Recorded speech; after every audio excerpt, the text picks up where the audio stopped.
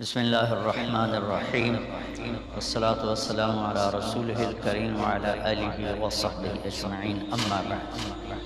میرے محترم بھائیوں، بہنوں، بچوں، بچیوں، عزیزوں، جاننے والے، نہ جاننے والے، السلام علیکم ورحمۃ اللہ وبرکاتہ۔ کچھ دنوں سے میں قرآن سے اللہ کی پسندیدہ ہستیاں کون ہیں، کہ اللہ کس کو پسند کرتا ہے، ولی دوست کو کہتے ہیں۔ اللہ کا دوست کون ہے؟ وہ یہ کوئی وراثتی چیز نہیں ہے کہ بڑے اولیاء اللہ کے ان کا بیٹا بھی انہی جیسا ہوگا۔ ہمارے یہاں وراثت چلتی ہے کہ بڑے بزرگ کا بیٹا بھی بزرگ بن جاتا ہے، چاہے وہ کلین شیو ہو، لوگ اس کے پاؤں چوم رہے ہوتے ہیں، جہالت ہے۔ تو آج میں تھوڑا سا سورہ بنی اسرائیل ہے، اس میں بھی سارے اخلاق بیان ہیں۔ میرے بھائی بہنوں، ایمان لانے کے بعد انسان بنتا ہے، اور اس کے بعد اس کی قیمت، اس کا بڑا پن، اس کی وجاہت، اس کی شرافت وہ پیسوں سے نہیں ہوتی۔ پیسوں سے انسان مالدار تو ہو جاتا ہے، بڑا نہیں بنتا، بڑا نہیں بنتا۔ ہمارا علم غلط ہو گیا، بڑا بڑا بندہ بولیاں 3 ملان 200 مربین، نوابہ فلانا ہے، نوابہ فلانا ہے۔ میرے بھائیو، یہ بالکل غلط علم ہے۔ بڑا وہ ہے جسے اللہ پسند کرتا، بڑا وہ ہے جو میرے نبی کی زندگی کے پیچھے چلے، بڑا وہ ہے جس سے اللہ تعالیٰ راضی ہو جائے، باقی سب چھوٹے چھوٹے۔ تو آج ایک تیسری جگہ سے میں کچھ باتیں قرآن سے عرض کروں گا، جن کا تعلق ہمارے ایمان سے بھی ہے، اخلاق سے بھی۔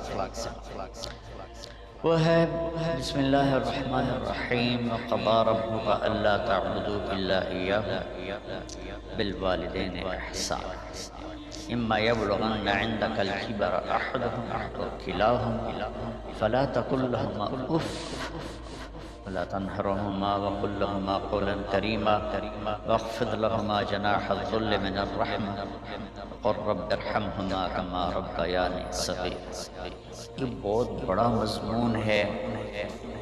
اللہ نے قرآن بھر دیا والدین کے خدمت کے لیے، والدین کی اطاعت کے لیے، والدین کی ماننے کے لیے۔ پہلا جملہ ہے اور تیرے رب نے فیصلہ کیا، ایک مطلب۔ دوسرا، اور تیرے رب نے حکم کیا کہ بندگی صرف اللہ کی ہے، بندگی صرف اللہ کی ہے۔ عبد اسے کہتے ہیں جو ہر بات پہ سر جھکائے، عبد اسے کہتے ہیں جو ہر بات پہ بچھ جائے، اس کو عبد کہتے ہیں۔ تو اللہ کہہ رہا ہے میرے بندو، میرا ایک فیصلہ ہے اور میرا ایک حکم ہے، میرے سوا نہ تمہارا ہاتھ کسی کے آگے پھیلے، نہ تمہاری گردن کسی کے آگے جھکے۔ ایک دوسرے سے مدد لینا، اس کو ایک دوسرے کی تعاونوں میں آ جاتا، تعاونوا علی البر والتقوی، ایک دوسرے کا ساتھ دو، ایک دوسرے کی مدد کرو۔ میرے نبی قرضہ اٹھاتے تھے، میرے نبی جب انتقال ہوا تو آپ کی زرہ 9 وسق پر، وسق 5 من کا ہوتا ہے، تو وہ جو کے بدلے آپ نے زرہ رکھوائی تھی کہ جب میں تمہیں ادا کروں گا زرہ لے لوں گا، اور آپ کا انتقال ہو گیا، آپ زرہ اپنے واپس نہیں لے سکتے۔ وہ چیزیں جن کا تعلق صرف اللہ کی ذات سے ہے اور کوئی نہیں کر سکتا، اس میں صرف اللہ کے آگے ہاتھ پھیلا، جیسے ہم کہتے ہیں مدد، نصرت، اللہ کہتا میں ہوں، الا ان نصر اللہ قریب، سنو میری مدد تمہارے قریب ہے۔ اللہ تعبدوا الا اياه، بس ایک چھوٹا سا جملہ اللہ نے یہاں کیا، چونکہ یہاں اللہ نے والدین اور اخلاق بتانے تھے تو اپنے لیے صرف ایک جملہ بولا، باقی باتیں بھی اللہ کے لیے ہیں،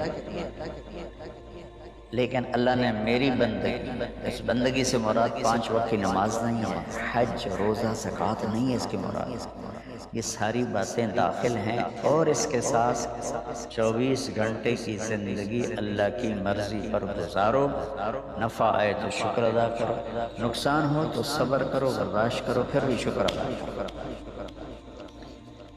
کہ میرا رب یہ کہہ رہا ہے کہ میں نے صرف اللہ سے تعلق جوڑنا ہے۔ اللہ کے نبی نے اپنے چچا زاد بھائی عبداللہ بن عباس سے فرمایا کہ یا غلام،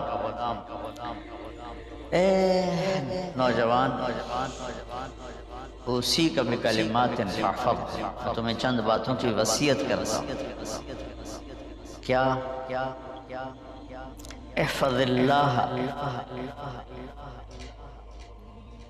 احفظ اللہ یحفظک اللہ، یحفظک اللہ، اللہ کے اوامر کی حفاظت کر، اللہ تیری حفاظت کرے گا۔ احفظ اللہ تجدہ تجاہک، تو اللہ کے اوامر، اسلام، حلال حرام کی پہچان کر کے زندگی گزار تو اللہ کو ہر وقت تو اپنی مدد کے لیے تیار پائے گا۔ اور لمبی حدیث ہے، اب عشاء کی نماز کا وقت ہو رہا ہے، اس میں وہ جملہ جو اس میرے مضمون سے متعلق ہے، وَإِذَا سَأَلْتَ فَاسْأَلِ اللَّهِ، جب بھی مانگو اللہ سے مانگو، جب بھی مانگو اللہ سے مانگو، اللہ کے سوا کوئی دینے والا نہیں ہے، صرف اللہ ہے دینے کے لیے۔ وَإِذَا اسْتَعَنْتَ فَاسْتَعِنْ بِاللَّهِ، اور جب مدد کے لیے ہاتھ اٹھاؤ تو صرف اللہ کو پکارو، جب ضرورت حاجت کے لیے مدد کے لیے ہاتھ اٹھاؤ تو اپنے اللہ کو پکارو۔ تو یہ حدیث کی بات بھی ہے، یہ قرآن کی بات بھی ہے۔ اس کے بعد آگے اللہ کہتا ہے وَبِالْوَالِدَيْنِ إِحْسَانًا، اور اپنے والدین کے ساتھ احسان کرو۔ احسان کا کیا مطلب ہے؟ اللہ آگے اسی کی تشریح کر رہا ہے۔ ویسے احسان کا مطلب عربی میں ہوتا ہے، یہ جو ہمارا اردو کا احسان ہے، میں تیرے تو احسان کیتا ہے، تم نے نالے کی کر رہے ہیں، یہ بھی مطلب ہے، لیکن احسان کا اصل مطلب ہوتا ہے احسان حسن سے، حسن سے الف، 2 الف ملے اور احسان بن گیا۔ احسان کا مطلب ہوتا ہے کسی بھی کام کو جو دنیا کا ہے، دین کا ہے، اس سے انتہائی خوبصورت طریقے سے کرنا۔ جیسے کسی دلہن کا میک اپ ہوتا ہے تو 5-6 گھنٹے 4 گھنٹے کے بعد وہ کہتی ہے، جو ہوتی ہے اس کا میک اپ کرنے والی، کہ بس یہ مکمل ہو گیا ہے اور اب اس سے آگے نہیں۔ تو آخری انتہا، اچھائی کی آخری انتہا پر پہنچ کے کام کرنے کو احسان کہتے ہیں۔ تو میرا اللہ کہہ رہا ہے میرے بندو، اپنے والدین کے ساتھ وہ کرو کہ جو بھلائی کی، خدمت کی، ماننے کی آخری حد تک۔ سبحان اللہ۔ بالوالدین احسان، بالوالدین پہلے ہے، احسان بعد سے ہے۔ اللہ تعالیٰ نے باقی سب کو پیچھے کر کے فرمایا کہ دیکھو خاص طور پہ ماں باپ کے ساتھ وہ رویہ کرو کہ ان کے دل سے دعائیں نکلیں۔ چند دن پہلے ایک والد یوں ہاتھ اٹھا کے کہہ رہا تھا اپنے بیٹے، اکلوتا بیٹا، میں منگنا اللہ کو دو، اللہ تینوں چاہ لوے۔ باپ بیٹے کے لیے یہ دعا مانگ رہا تھا اور بیٹا اکیلا ہے، یہ بد دعا باپ کر رہا تھا۔ تو بھائیو ایسی اولاد نہ بنو جس ماں نے پیٹ میں 9 مہینے اٹھایا، پھر جننے کی تکلیف برداشت کی۔ ایک شخص آیا حضرت عبید بن عمیر کے پاس کہ حضرت میں نے ماں کو اپنے کندھے پہ بٹھا کے پیدل حج کرایا ہے، مینا لے گیا، عرفات لے گیا، مزدلفہ، پھر مینا، پھر مکہ، تو کیا میں نے ماں کا حق ادا کر دیا؟ میں فرمایا ولا طلقۃ واحدہ، بیٹا ابھی ایک طلقہ کا حق بھی ادا نہیں ہوا۔ طلقہ کسے کہتے ہیں؟ جب بچہ پیدا ہونے کا وقت آتا ہے تو ماں کو دردوں کی لہریں اٹھتی ہیں، وہ اتنی خوفناک ہوتی ہیں کہ ماں چیخ چیخ کے رہ جاتی ہے، اور بعض اوقات ڈیلیوری لیٹ ہو جاتی ہے تو وہ تڑپتی ہے، روتی ہے۔ وہ جو لہریں ہیں نا پیٹ میں آتی ہیں جاتی ہیں، آتی ہیں جاتی ہیں، ایک لہر جو درد کی اٹھتی ہے اس کو کہتے ہیں طلقہ۔ میں قربان جاؤں، انہوں نے فرمایا بیٹا ابھی تیری ماں نے جو تجھے جنا تھا اس وقت جو تجھے درد، تیری ماں نے درد کی لہریں برداشت کی تھیں، اس میں سے ایک لہر کا بھی حق ادا نہیں، یعنی کہ حق ادا ہو ہی نہیں سکتا۔ یہ مطلب کہ حق ادا ہو ہی نہیں سکتا کہ بیٹا ابھی ایک کا بھی نہیں۔ پھر حضرت عبداللہ بن عمر سے ایک شخص نے پوچھا کہ اچھا یہ جو آدمی تھا یہ خراسان، یہ ایران میں ہے اور افغانستان میں، یہاں سے ماں کو پیدل کندھے پہ بٹھا کے مکے پہنچا تھا، اندازہ لگا اس نے کتنی مشقت اٹھائی۔ اور عبید اللہ بن عمر کہتے ہیں بیٹا ابھی ایک لہر کا حق ادا نہیں ہوا۔ یہی سوال حضرت عبداللہ بن عمر سے کیا ایک شخص نے کہ حضرت میں نے اپنی ماں کو حج کرایا ہے، سارا میں نے پیدل کرایا ہے، وہ کندھے پہ اٹھا کے کرایا ہے، تو کیا میں نے ماں کا حق ادا کر دیا؟ ولا زفرۃ واحدہ ولا زفرۃ واحدہ۔ کہ بیٹا تیری ماں نے تجھے پالتے ہوئے جو تھک تھک کے لمبے لمبے سانس لیے، ہوکے بھرے، ابھی ایک ہوکے کا حق بھی ادا نہیں ہوا، یعنی حق ادا ہو ہی نہیں سکتا۔ تو احسان کیا کہ تشریح آ رہی ہے۔ تو آج میں صرف اتنی بات کروں گا کہ میرے بھائی، میری بہن، میرے بچوں، میری بچی، اللہ کے واسطے ماں باپ کو دکھ نہ دینا ورنہ اللہ بھی ناراض ہو جائے۔ چند دن پہلے ایک بچہ بچی میرے پاس آئے، دونوں میڈیکل اسٹوڈنٹ تھے، کہیں گے ہم شادی کرنا چاہتے ہیں۔ تو بچی نے کہا جی میرے والدین ناراض ہیں، وہ نہیں، اس رشتے پر راضی نہیں ہے۔ تو میرے باپ کہتے ہیں اگر تو نہیں ہے رشتہ کیا تو تیری میری ایک درمیان خط آئے، کھچ جائے گا خلیج، ہم اس پار نہیں آئیں گے تو اس پار نہیں آئیں گے۔ میں نے کہا بیٹی جس ماں نے تجھے 9 مہینے پیٹ میں پالا، 2 سال تجھے دودھ پلایا، تیری پوٹیاں پیشاب صاف کیا، تجھے پیمپر باندھے، تجھے اٹھ اٹھ کے راتوں کو اپنی چھاتی سے دودھ پلایا، کیا اب اس کا اتنا بھی حق نہیں کہ تم اس کی رائے کا احترام کرو؟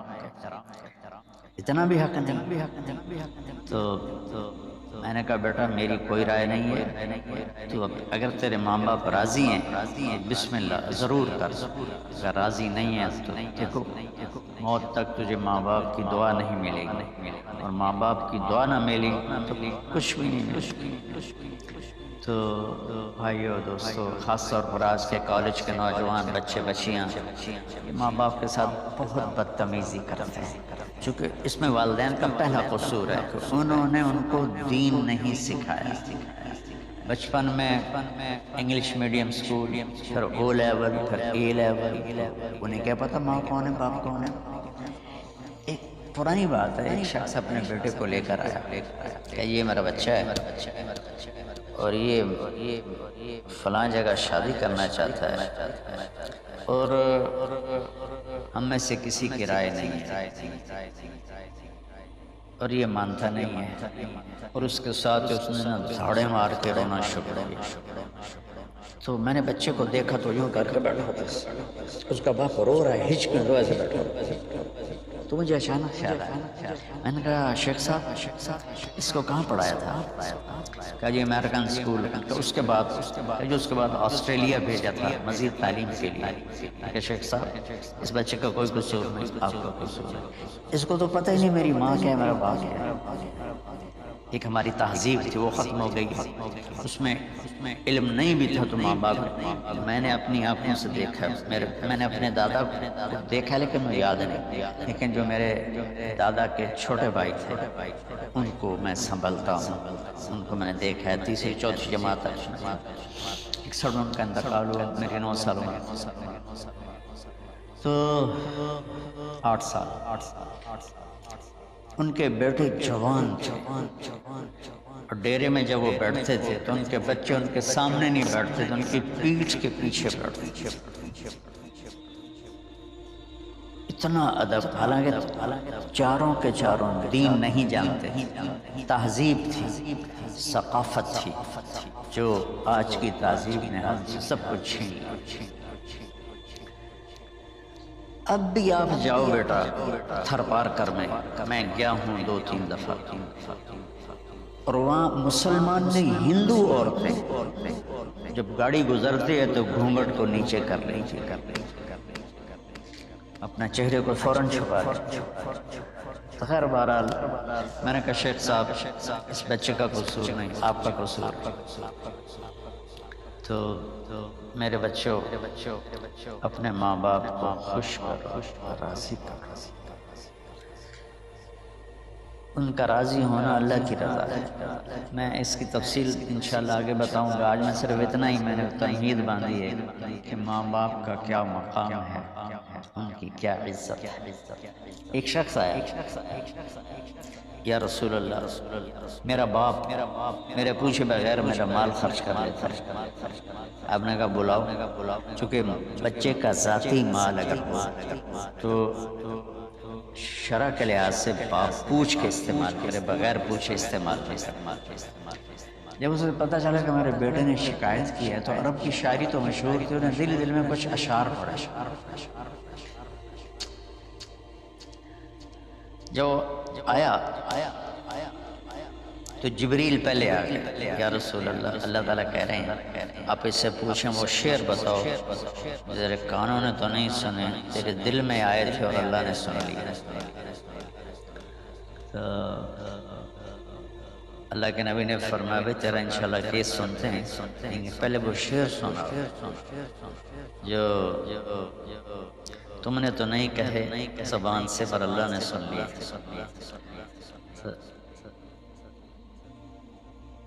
پھر اس نے وہ اشعار پڑھا، اور اس کے آگے کیا ہوا یہ میں انشاءاللہ اگلے کلپ میں بتاؤں گا کہ باپ کا کیا مقام ہے، ماں کا کیا مقام ہے۔ السلام علیکم ورحمۃ اللہ۔